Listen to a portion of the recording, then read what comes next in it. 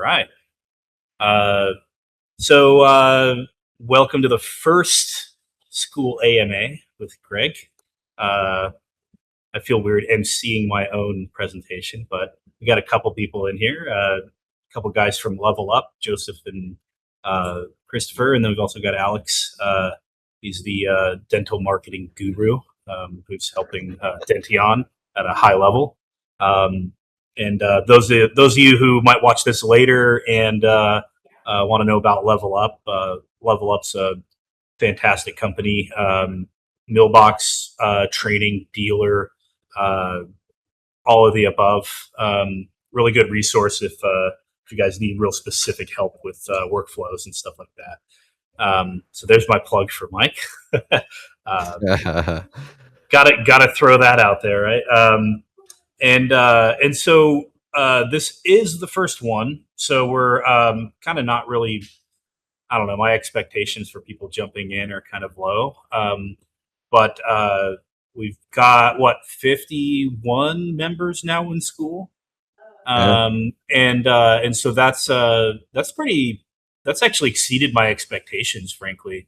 Because I thought we might have like 5 by now, so we're doing good on that front. So maybe we'll get like one person jumping in midway. Who knows? Greg, let me ask you a But question. yeah.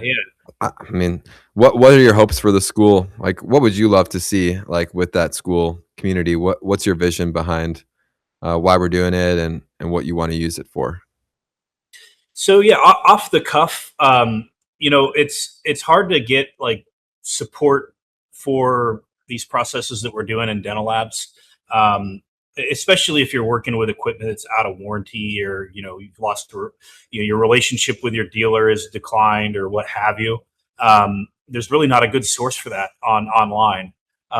There's random forums, there's some Facebook groups, and there's kind of a lot of chatter and useless information and a lot of negativity in those spaces. And over at Denteon, we're constantly helping people. And I am envisioning this as a way to extend the reach to the industry, and to document these instances where people come in and have a question that we can answer in a public or semi-public forum, and then have that accessible and archived for any future member that comes in.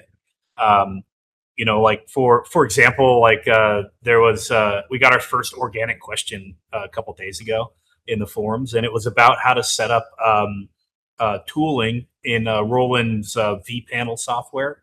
And I wrote a response, and gave the guy detail, and I hope it helped him. And then like a day later, I got a text message from a customer who had exactly the same question. And I'm like, I am not going to answer this and write this up again because I already have. And so I sent him a link and I said, hey, join school. We have a write up to your question in there. You can check it out. And if you have questions, feel free to comment or, ask me something specific. I try to be accessible. And we can solve for that. And I guess to like summarize it, with school, if we can get those, like, especially the common like repeat sort of tech questions and tech help up in the cloud and out of my brain and accessible, then we can help more people and we can give away more value, and hopefully help the industry like as a whole, because that's what I'm passionate about. I want our industry to do well and to grow and to people be excited to work in it. So yeah, that's my rant. This works well, by the way. Plug me with one question, let me rant, and then we move Yeah, on. that's good. Uh, I'm excited about the school site. Yeah, it's going to be super helpful, especially over time, with a lot of courses and a big forum and stuff like this. So, yeah. yeah, yeah. I see we got Mike. Mike, the OG, joined.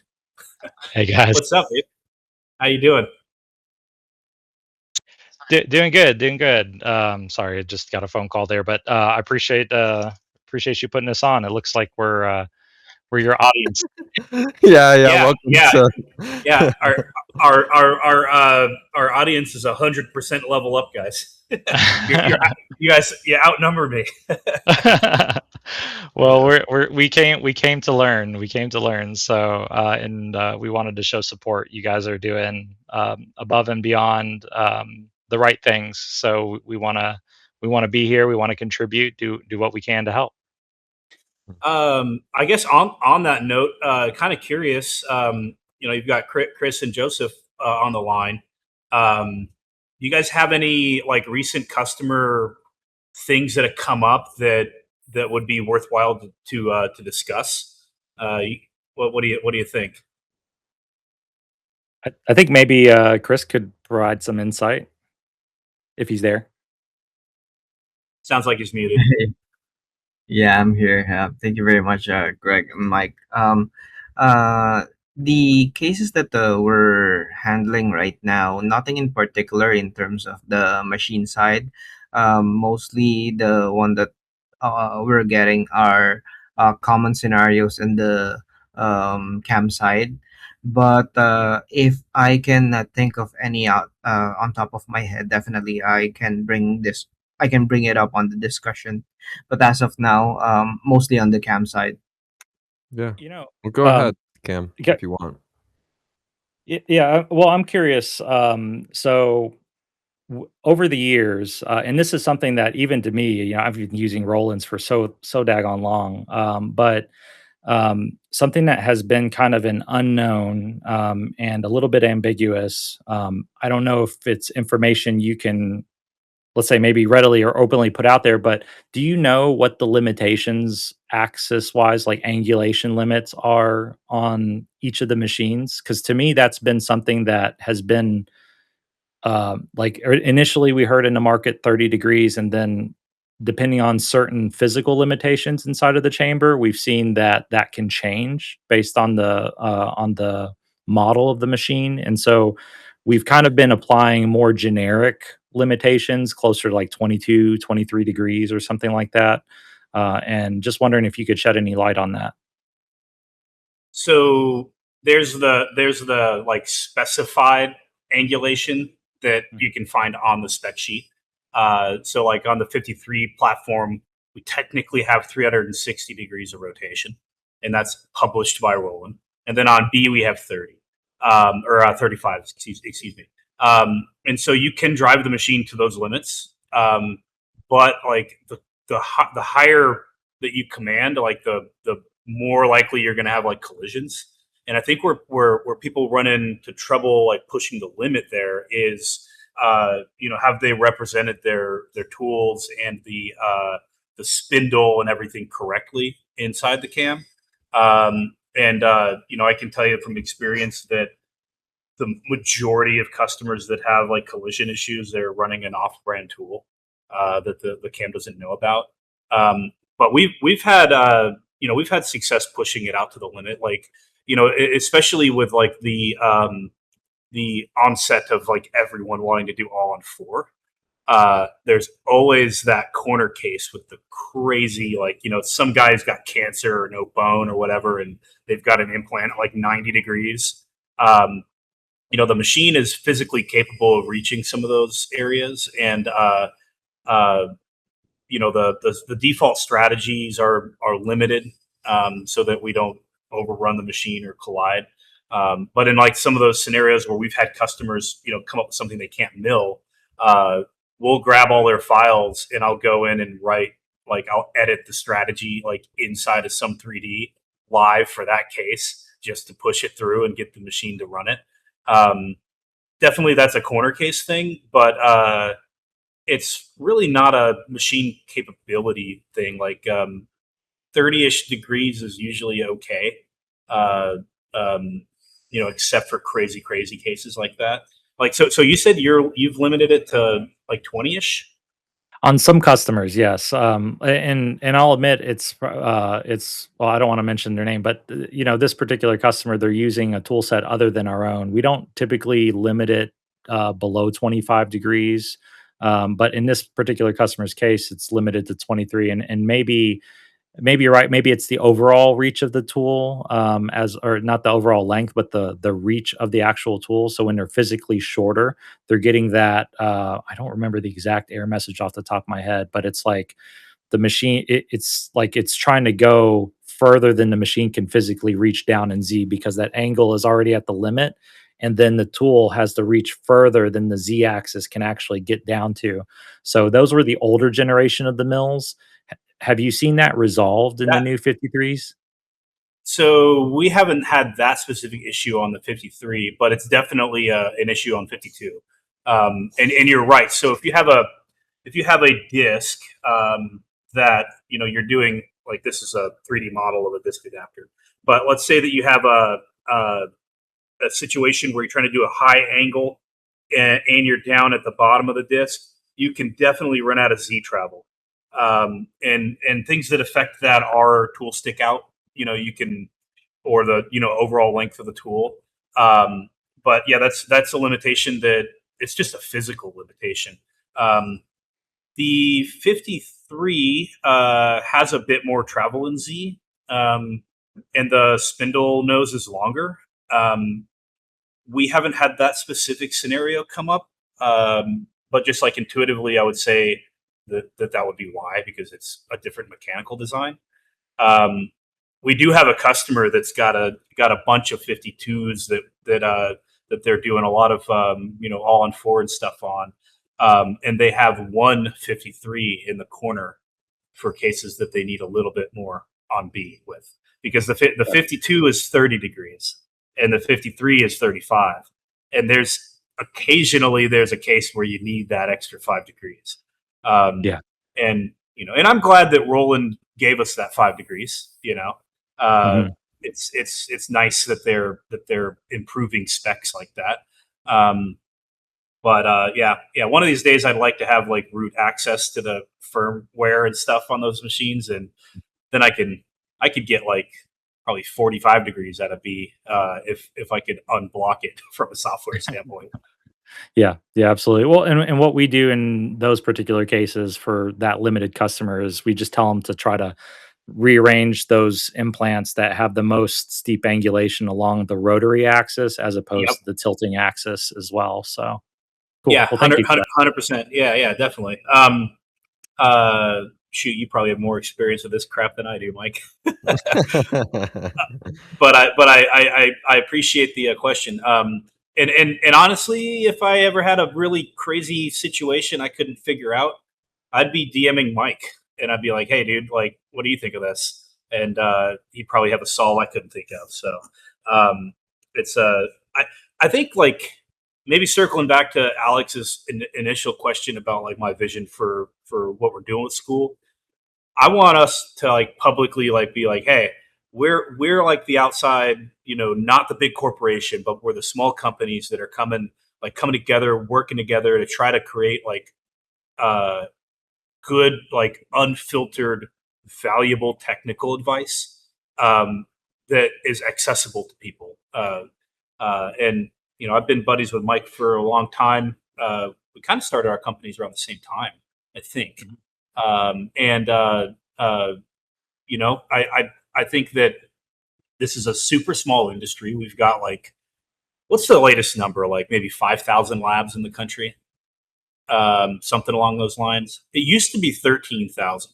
When I got in the industry, it was 13,000 labs. And I know that because I had a list of labs that came from like a data research company, and there were 13,000 on there.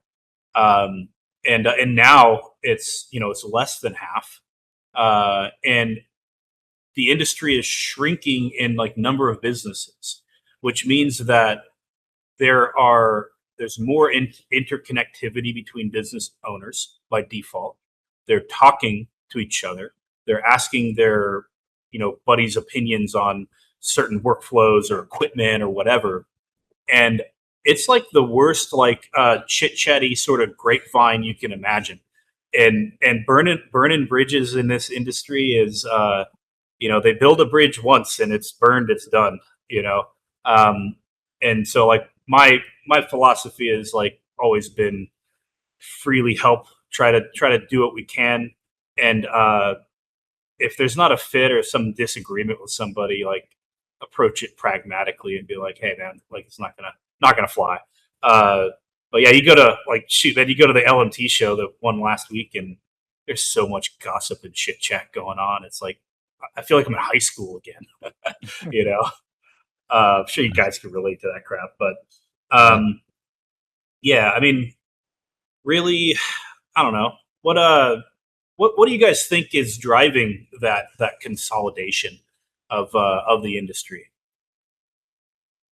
I think it's I think that the labs, if it's all right for me to answer that, I Yeah, think yeah, that you've got a ton of labs out there that have these systems that they've collected and implemented over the years. I think that there's a lot of people that are getting to that retirement age, right? So replenishment rate, attrition of people that don't necessarily want to continue their family business.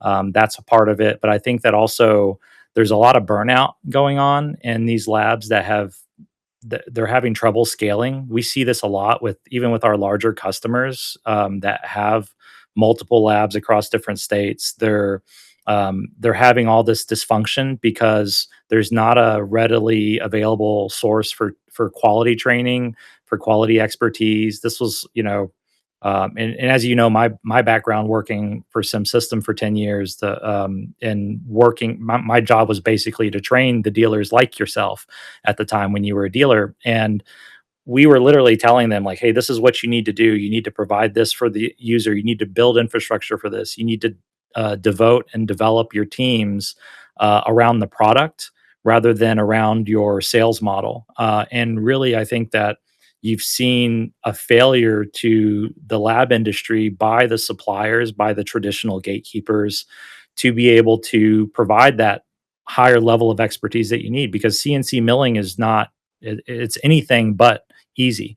I think that's the biggest misconception, is that people get into milling thinking that it's as simple as printing, and when and printing, by all means, is, I'm not saying that printing is not complicated, but by and far your limitations are less, right? We're not physically worrying about how that tool is going to get to that targeted zone. So I think that attrition's big part. I think that a lack of cohesive resources like ourselves. You got into this business, you created your company to focus on hardware, just like simultaneously I got into this side of the business to focus mainly on the software side, on Mailbox. And we support the machines because I think that I can't just say I'm gonna focus on Mailbox. One, I don't think there's a business case for that. It'd be very difficult, but also it'd be very difficult for us to maintain our expertise in Mailbox if we're not practically working with people that are using machines and using different machines. What lessons can we learn from one machine and take to the other? I think that's Mailbox's strength.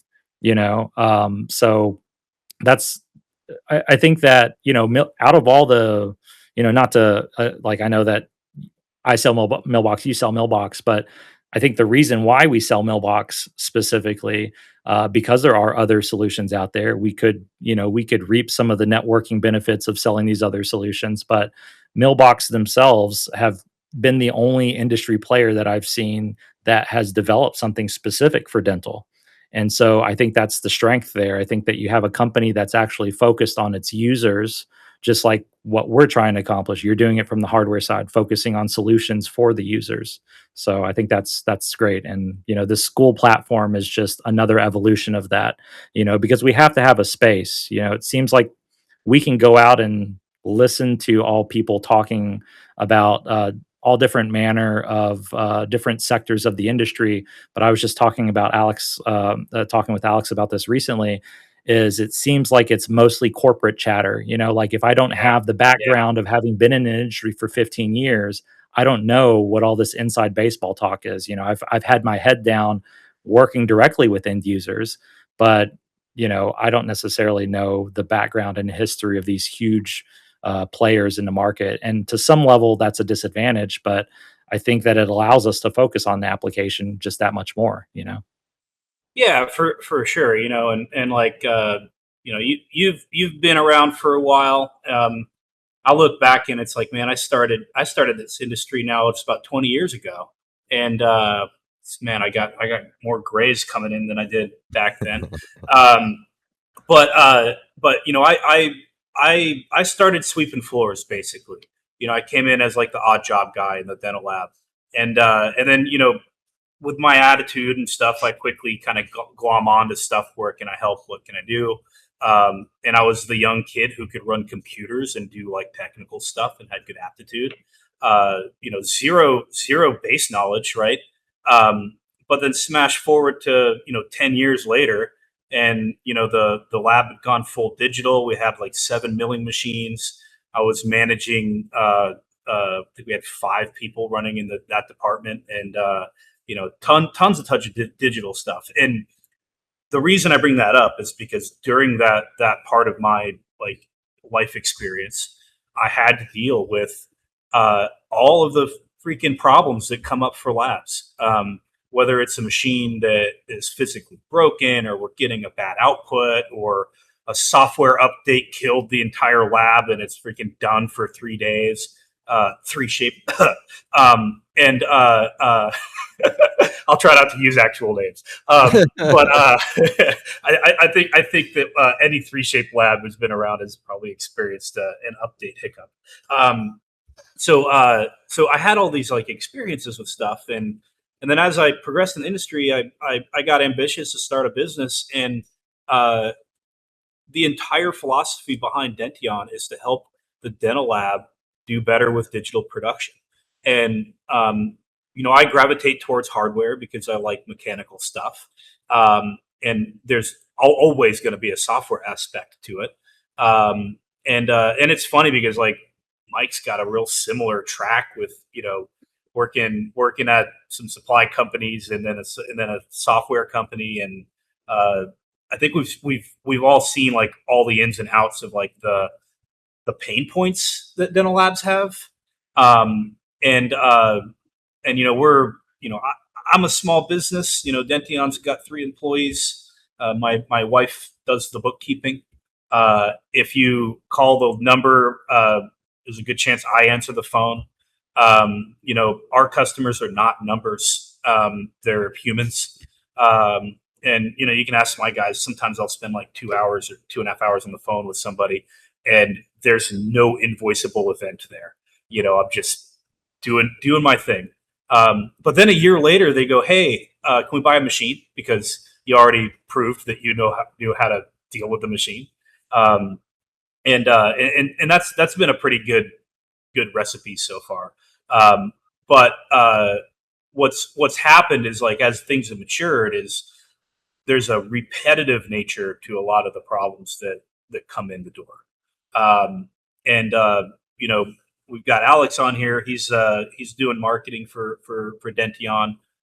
Excellent job so far, by the way. And he had the idea a couple weeks ago. He's like, we should put up a community site, and then you can start answering some of this stuff and get it in the cloud. And that's why we did the school thing. And by the way, I'm happy to see got Ryan and Angelo on here. Ryan, I don't recognize either Angelo or Ryan's name, but I'm happy you're here and listening. I think Ryan had a question on the tools the other day. Oh, were you the tool question? Feel free to unmute and chat if you want. Thanks, Alex. Let's see here. I'm going to bring that up. Let's see. Yeah, I'm part of Nick's team.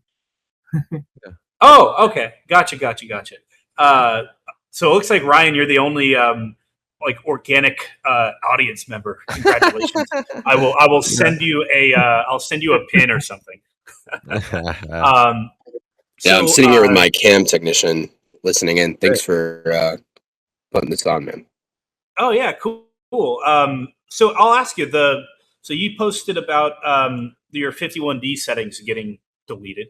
And I threw in there, essentially a somewhat generic response that I thought other people would see value in if they had the same situation.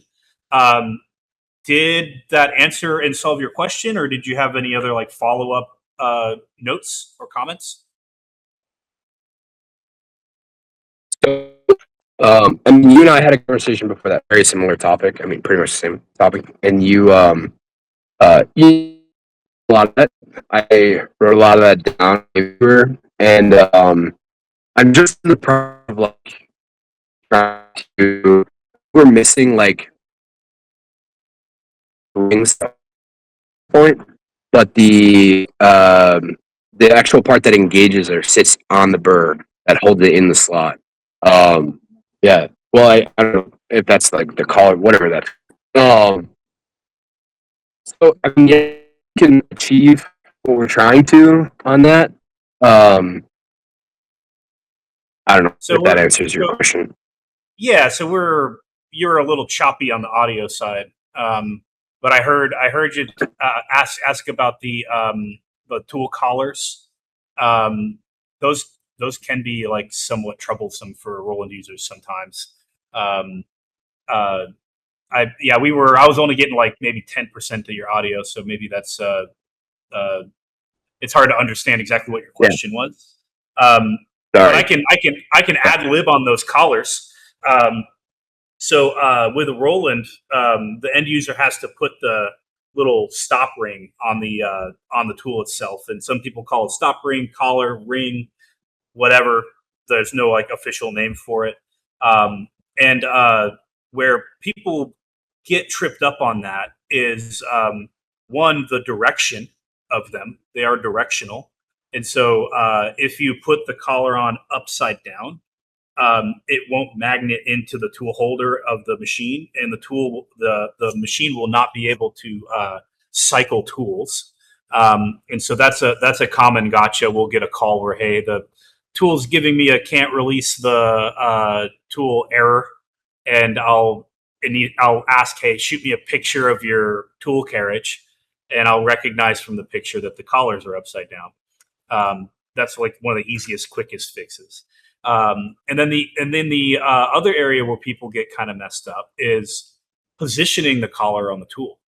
And so the machines ship with this little jig thing that you're supposed to use to align that. And I'll put a light complaint out there to Roland. That jig is obscure, and the way that they train the end user is to get the end of the tool kind of in the window, and that'll be good enough. And it technically is, but you're not really educating on the why behind that. And there can be variability in the way you set that. So if you set your tools, in the middle of the window and you get a good result, and then you set it at the bottom of the window the next time around, that's a variable change. You've now changed the dynamic of how that tool runs in the spindle because it's sticking out longer. And you can affect your surface finish, you can affect chipping, you can affect fit by changing that position of that collar. So my complaint to the Roland engineers, if we ever get somebody listening, is that jig should be only able to set the collar in one position every time, no matter what. And it should just reference from the butt or the tip of the tool, position the collar, and then just make it kind of dummy proof. That reminds me, Alex, I actually have a 3D printed design. We got to throw that STL up and let people download it, because I solved this problem a long ass time ago. And I've sent the STL to people. You set it in, and you're able to put the collar on exactly the right position. Every time, and it's repeatable. And then you don't have that variability. And like everything in the lab, like if you can delete a variable, especially a low hanging fruit variable like that, like do it. Like delete variables. Well, Mailbox is gonna imagine that you have it in a certain position. Obviously, it's gonna affect the tool shank. It absolutely does. Yeah. Yep, it absolutely does, and it that can be problematic. Like back to like Mike's thing earlier about reaching in high angulation situations and not having enough Z travel. Your collar position on the tool affects your effective Z travel, and and so like the end of the, I guess the bullet point of that is the collar should always be in the same spot, relative to. I tend to like to use the butt of the tool as my reference point. It should always be in the same spot. I have more ranting on this. 1 second. I'm gonna go to the drawer because I have a visual aid. If anybody's watched my Call It video on YouTube, you'll recognize this visual aid. Hey, Greg. On that note, yeah, the overall length of the tool, that's the same from every machine in the dry mill family, right? Is it 50 millimeters as the overall, or is it 50? Okay. No, it's variable by tool manufacturer. So the 50 millimeter overall length, and we're talking about overall length is from the butt to the tip, how I'm holding it. The standard, the most common standard is 50. I'll rant on the origin of that standard. The origin of that standard has to do with Sierra Dental Tool, who really drove like high performance tooling in the market early, like circa Lava 3M days. When they set out to produce a high performance tool for Roland, they chose the 50 millimeter overall length because it was suitable for the machine. The machine is able to accept a range. I think it's between 45 and 60 millimeter overall length. Don't quote me. I'd have to go back and look at the documentation. I'm pretty sure that's what it is. Disclaimer. But they chose 50 because that's the most economical, effective blank size to purchase. It's a 2-inch blank. An inch is 25.4 millimeters. So you can, and 2-inch blanks are common in industry. And so if you wanted to make this tool 55 millimeters, it would be significantly more expensive to produce because of the raw material that goes into it. And so that's like the history behind why most Roland tools are 50. I don't know if that was probably too much detail, but this is kind of fun. I'll come back to my my stick out thing. So I have here a spindle shaft out of a Roland that I used a angle grinder to cut in half so that we can see the cross section of the collet and the drawbar. So this drawbar is sliding inside the spindle to open and close the collet. And the reason I'm showing this to you guys is to illustrate the distance for that collar. So you can see that the collet's ingesting part of the tool, right? That's what we're holding it by. And if you look, I don't know, hopefully it focuses, but there is a precision machined band inside the collet that ends just about right where my knife is. And so any amount of tool shank that goes past that is effectively wasted. It's not actually mechanically held. The length of that precision ground surface is 14 millimeters. So the ideal end length from the butt to the surface of this is between 13 and 14 millimeters. If you make it longer, you're wasting reach. If you make it shorter, then you're not clamping the tool as securely as you could. And so the 3D printable thing that I teased, it sets it at 14. Mm-hmm. And you stick it in there, you put your collar on, and you crank it down. Done. And it's the same every time. If you don't want to 3D print something, you can grab a set of calipers, and you can just use the bottom of your calipers like this, drop the probe in there, go to 14, call it a day. And so, yeah, that's kind of the rant on the tool collars. I wish that we didn't have to install them as an end user. It's kind of an annoyance. and it's a source of like problems, aforementioned problems, and I'm waiting for a tool manufacturer to come out with a tool that includes the collar, and that's a bit of a we're going to do that. we don't have it marketed yet, but we're machining our own collars and press fitting them to the tools for the customer. So we eliminate that entire variable, delete variables. I need a T-shirt that says delete all variables. Yeah. Now, Okay. So you're talking about alternate tool sets, and you're making me Yeah. think. I know Mailbox is able to adjust the tool geometry, but you do have a limitation. Let's say with you're going to go select the ZCB tools or whatever is potentially that's what you're using. Let's say you're using Sierra tools, but let's say you come out with this new tool. What needs to be done in Mailbox for you to use?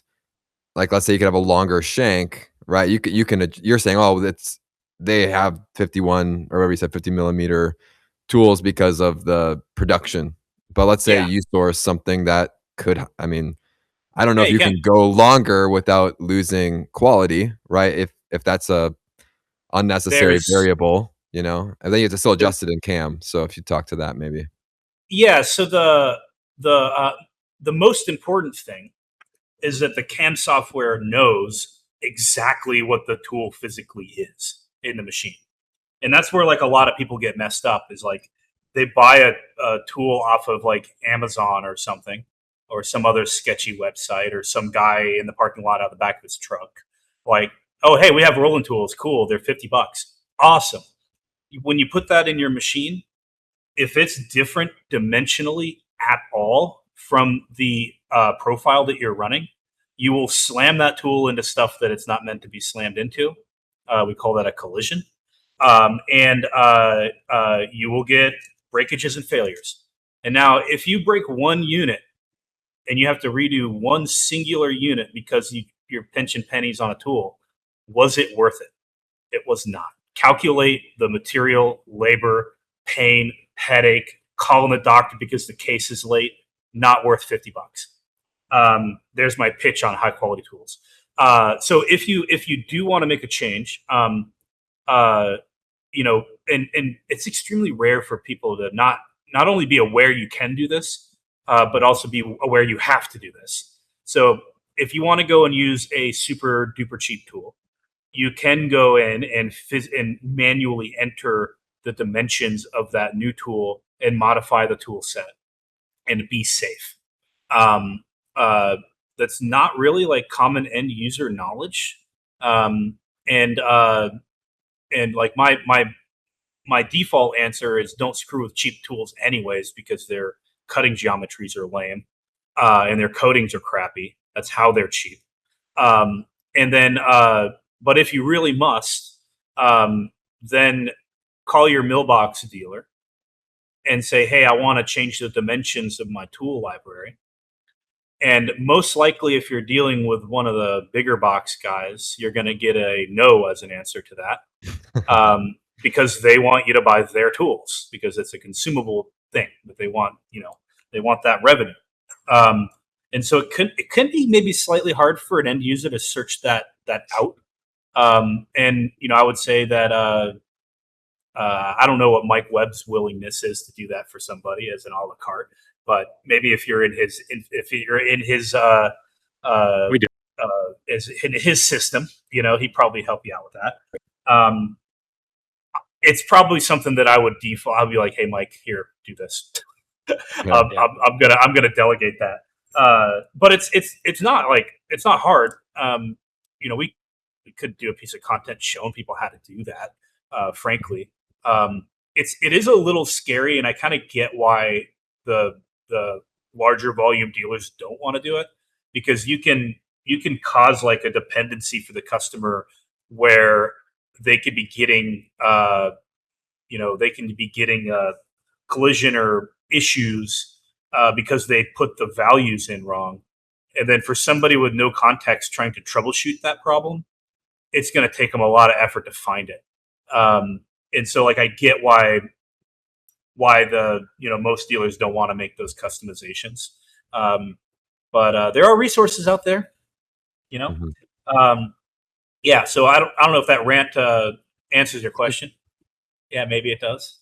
Can I add some maybe insight Yeah. from the Yeah. mailbox side? Please So do. when we were originally configuring Mailbox DG Shape Edition, and just because that's what we're is in our ecosystem, we actually used DG Shape's their set block, and what we did was we essentially pushed all the tools in as far as we could in that window because we had to create geometries based on the shortest amount of extension that it was reasonable for us to assume the user would be doing.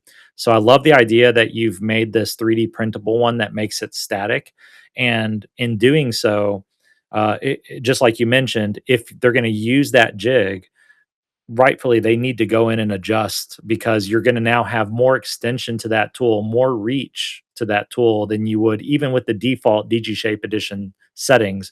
And I think that that's where, that's you're right. We do help customers customize their geometries and things like that, but even internally we haven't been able to standardize that to that level. We've had to go with what is defaulted at the most conservative. So for my team that's listening, I think that, once you get that published out there, that STL that people can make, maybe they can, I don't know if you're going to sell it to them where they can, if they don't have a 3D printer to print it, it would be great for us to even implement that with our customers. So that way we could allow those customers to mitigate some of these issues. I know that some tool manufacturers make their tools with a lower overall reach as well. And that just further, again, we have to program based on the minimum extension possible in that window, just because they could set it there. And if they, if the tool's longer in reality than we've programmed into CAM, that's not going to cause a collision per se. It's really Okay. it's when it's shorter than the actual geometry in the CAM. And the CAM says, yeah, I can go 15 millimeters deep because the tool is extended 15 millimeters. Reality, it's 12 or 13. And now all of a sudden we're shanking the tool out on the part, or worse, on the disc, or, maybe we're hitting Yeah. the fixture in some nightmare scenario. So Oh great yeah, point. and it happens. And I think you're illustrating a strong reason to have a CAM partner that is capable of doing these customizations. Because let's say that you implement in your workflow some way of making this exactly the same every time. So you've deleted that variable. Now, if you represent that perfectly inside of CAM, you're going to potentially gain reach because like Mike mentioned, the reach in the default settings are intentionally conservative to account for corner cases where people don't set the thing right, basically. And so if we know that it's set in this exact position every time, you can go back into CAM and you can set those dimensions perfectly. And now you can drive that tool like within a gnat's ass of a collision without actually hitting anything. And you're opening up your capabilities, like as far as being able to hit deep screw channels or crazy 5-axis undercuts, stuff that comes up in full arch, basically. We need to show this in September. Yeah. Put it on the agenda. Greg, I'm going to interrupt you too. Yeah, go for it. Ryan clarified his question in the chat. If you want to look at that quick. Yeah, I'm not watching chat. Let's see. Oh, hey, there we go. I saw it. Yeah. Let's see. Okay. Hey, sorry, audio bad. No worries. Yes, I believe we have all the burrs now, but we are missing the stepper rings. Oh, where do you get the rings? Let's see. Oh, okay. So Ryan, the rings are. Let's talk. I have I have a crazy surplus of these rings sitting in our drawers. So if you can get them from any Roland dealer, the stop rings, they are extremely expensive for what they are. They're like $70-$80 a piece. Yeah, and if you're going to fully stock your machine, you need like 10. And it's just a little piece of metal with a freaking grub screw in it. It's one of those parts that I believe is like kind of heinously overpriced. And by the way, I kind of hope someone from Roland sees this at some point. They're like, oh, hey, I'm just speaking facts here. Crap's too expensive, especially because it's a consumable, guys. Like it wears out. You need to replace them occasionally, so they're expensive. But a while back, Roland redesigned that ring for the Plus model of machine. So Ryan, if you have a pre-Plus, so you're using the ZS4D spindle, 2 holes in the bottom. If you want to look at that, there's videos on our YouTube channel on how to identify that. If you're using the older spindle, then you're using the older stop collar. And we were involved early on in retrofitting a lot of machines to the new system.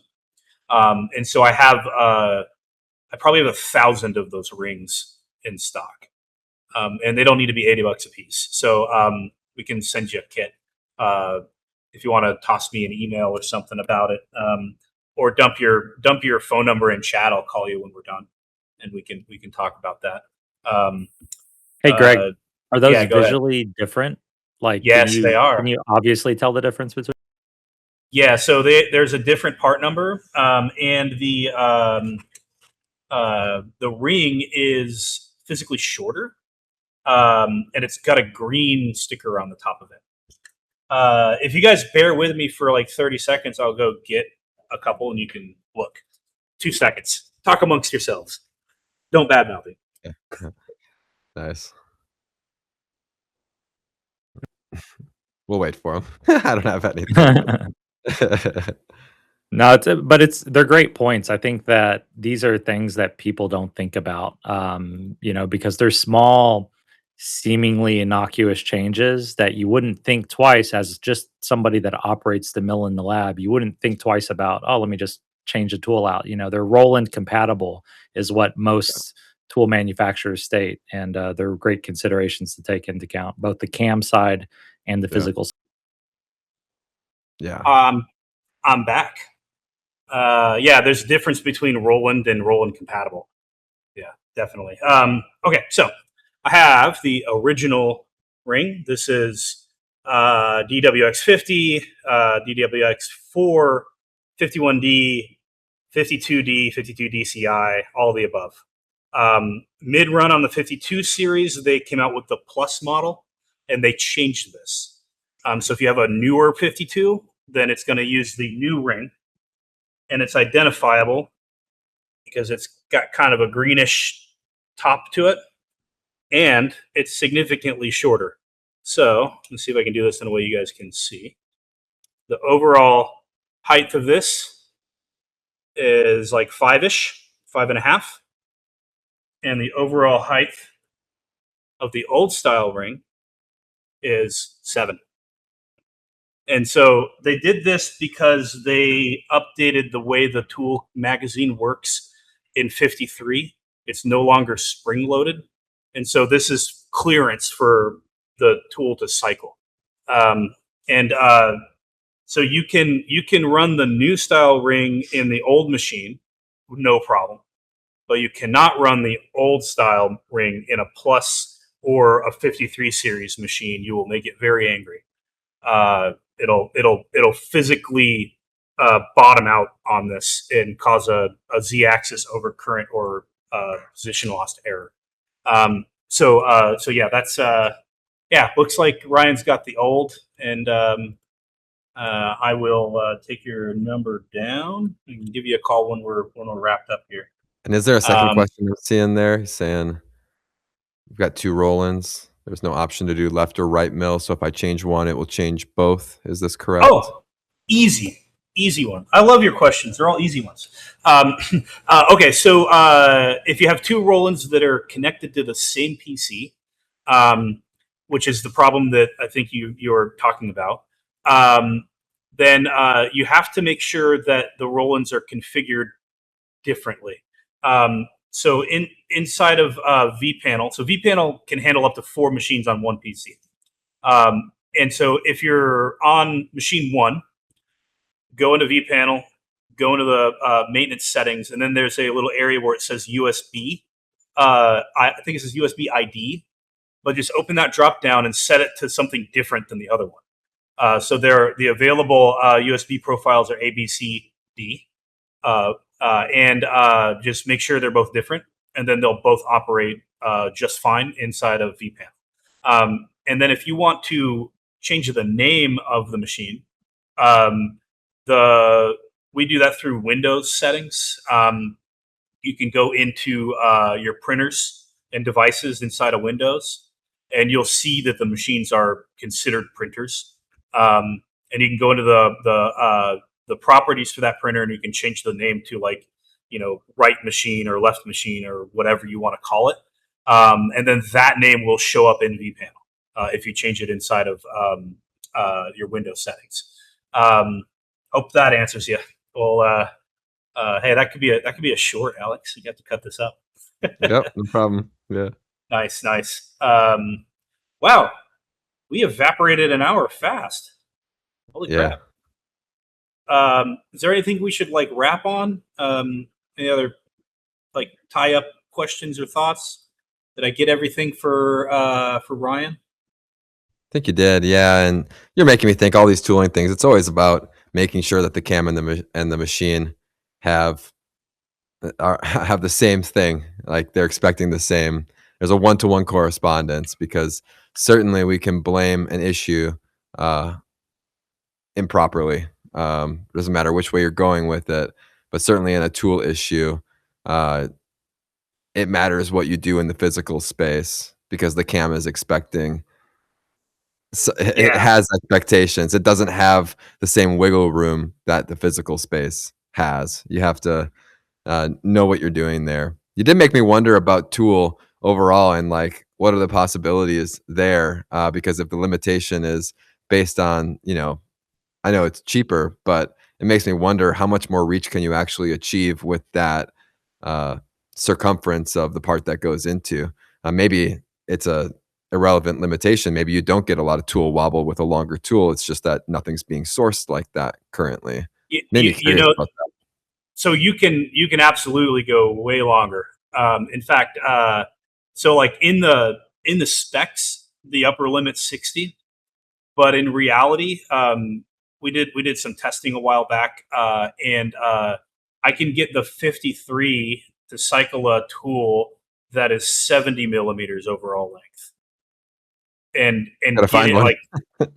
No, you can make whatever the heck you want if you throw money at it. That's fine. All the industrial tool suppliers will make stuff to spec. That's normal stuff. Maybe not in our industry, but a machine shop can call up a tool guy and go, "Hey, I need a special tool that does this," and they're going to be like, "Yeah, it's $700 a tool. We can do it. You'll have it in 17 weeks." But it's possible, right? So why would you want a longer tool like that? Reaching crazy features, crazy undercuts, like gnarly deep, machining channels for screws, T-tools. So imagine an angulated screw channel with a 35 millimeter deep screw hole. You're not doing that right now. You're going to machine a titanium bar.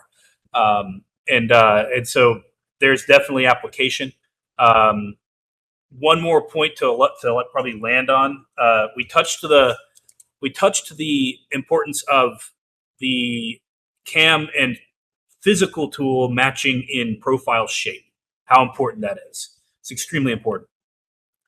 The other thing that's extremely important, which is probably a 3-hour session, is the cam driving that tool in the most efficient way to match the capabilities of the machine, the cutting parameters of the material that's variable by brand, and sub-product, same brand, and is it within the capabilities of the tool itself in order to get a good result.